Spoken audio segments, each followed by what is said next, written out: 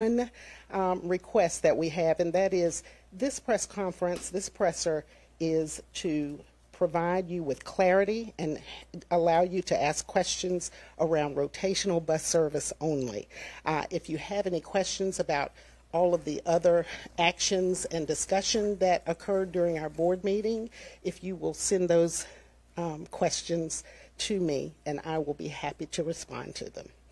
Dr. Lewis is going to start this press conference off and introduce his board members.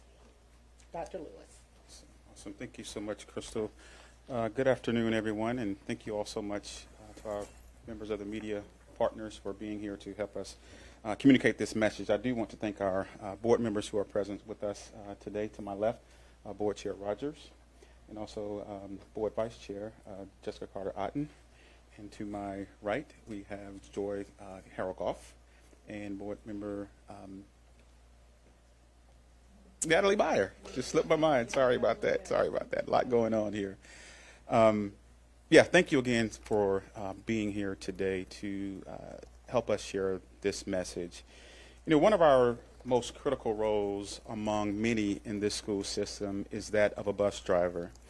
And first, let me start with gratitude by expressing my thanks to our bus drivers who show up every single day and give us their very best. You know, the shortage of bus drivers is not only a challenge for parents and families, but for our drivers and our school staff who also have families and lives as well. And we appreciate their commitment to transporting our students to and from school safely and efficiently. Now, while we know that there is a nationwide driver shortage, and that is no excuse, please know that we are working diligently within our parameters to ensure that we are addressing this issue head on. We are also working simultaneously and innovatively to come up with some immediate solutions and long-term solutions to address the challenges that many of our families and staff are facing. To our parents who have transported their children to and from school because of the bus driver shortage, to our parents who have rolled up their sleeves to help others whose bandwidth or resources are smaller, we thank you. To our administrators and our school staff who have spent evenings waiting on buses or have spent evenings just problem solving for their buildings late into the night, thank you. We are working and assisting our current drivers and families of riders by putting the following actions in place by the end of December, through the end of December, I'm sorry. One is rotational bus services to help manage our driver shortage efficiently and to ensure that our current bus drivers can cover more routes efficiently and more equitably. DPS will move to a rotational bus service between the Thanksgiving holiday and winter break. So that will be Monday, December the 2nd through Friday, December the 20th. Now, yes, we have asked our families to do a lot, and we are asking our families to be responsible for transporting their students to and from school one day each week with bus service provided 4 days a week. We will and have published those schedules. Those schedules are published regarding the rotational bus services. It outlines the specific day of the week during the weeks of December 2nd, December 9th, and December 16th, where families will be responsible for their child's transportation to and from school. Now, it will be the same day each week for each bus route for a total of 3 days for the month of December. Again, this is 3 days for the month of December. Again, this is indeed a temporary measure. As I mentioned, we are actively working to resolve these transportation issues. And while we know that this will present a hardship and some challenges for some families who have had the benefit of consistent bus service 5 days a week, we ask, and I know our parents are frustrated with us continuing to ask for patience and understanding, but the goal of this rotational service is to provide more equitable transportation for all of our scholars. And so this will provide 4 days a week service for everyone, including those families who have had challenges in terms of some inconsistent services up to this point. Now, some family members and students may be wondering about their attendance. We have some attendance guidelines that we have updated.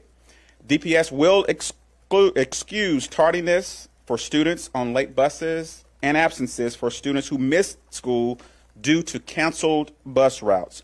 We will continue and are currently working to retroactively excuse absences that were already on a child's record as it relates to and as a result of late buses or canceled buses.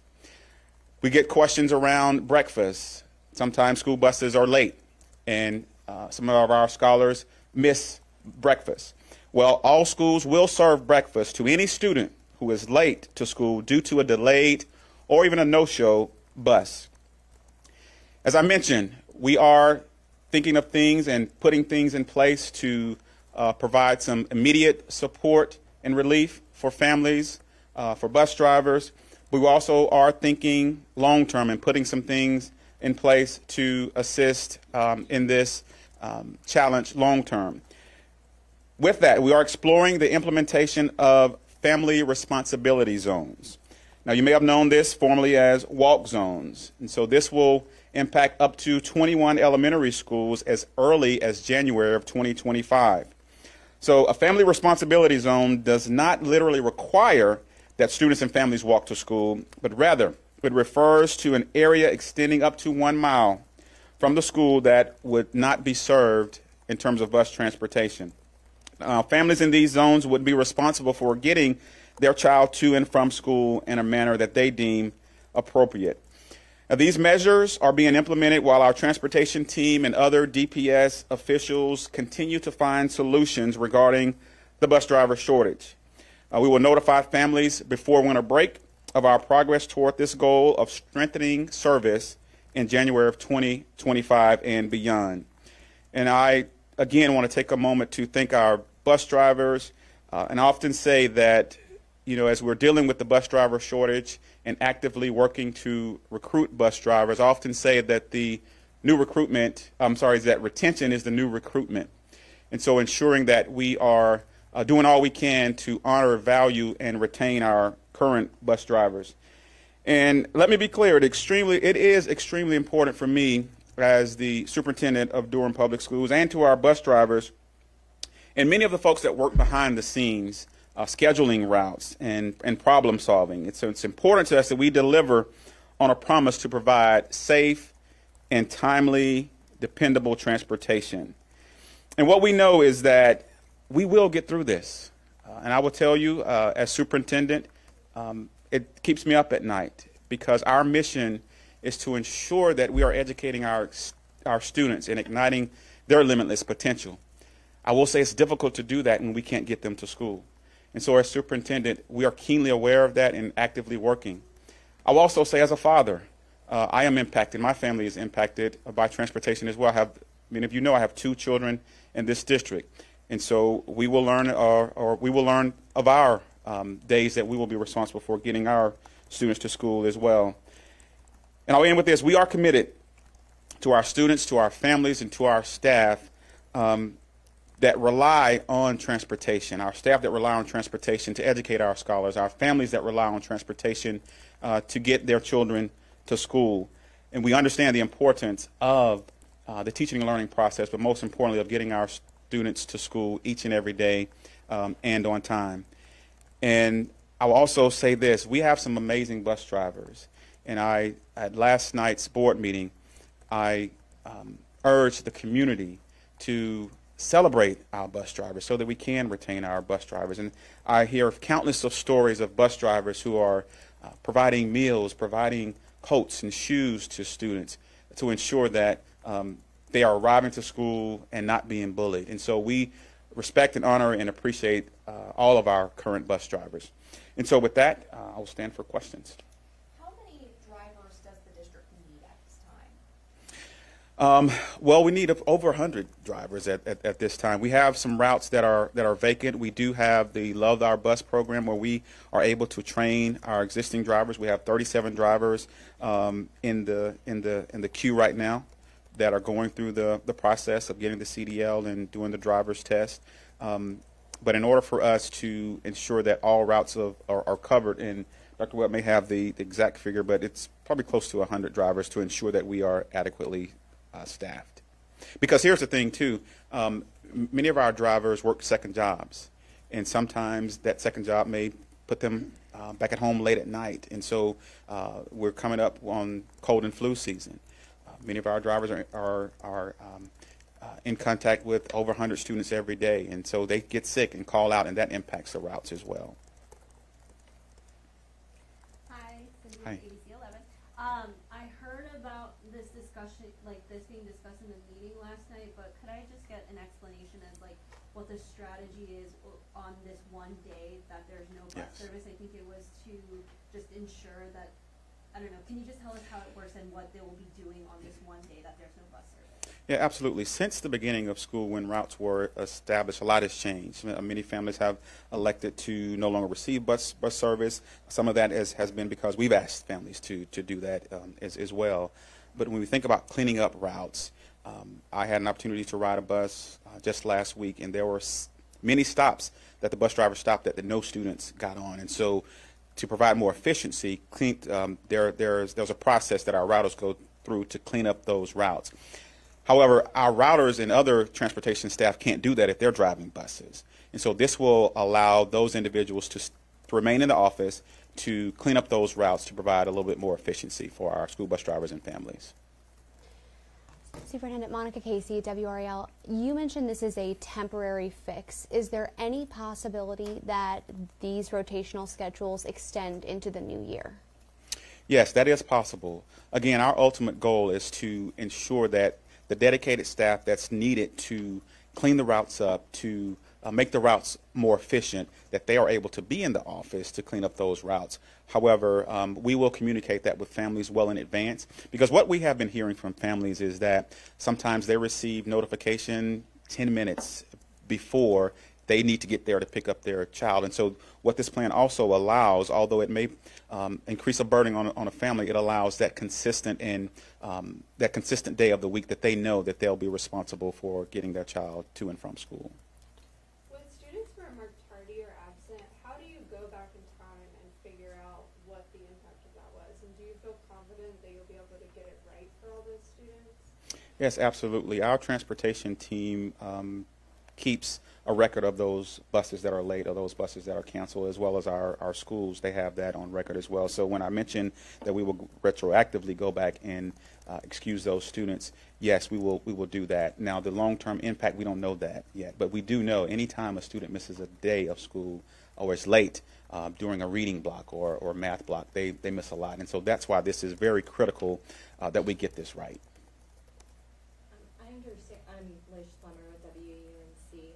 I understand there's a statewide and a national bus driver shortage, but is there anything that has made this particularly acute in Durham Public Schools, or compared to last year? Did you lose drivers over the summer? Did you lose drivers since the beginning of the school year?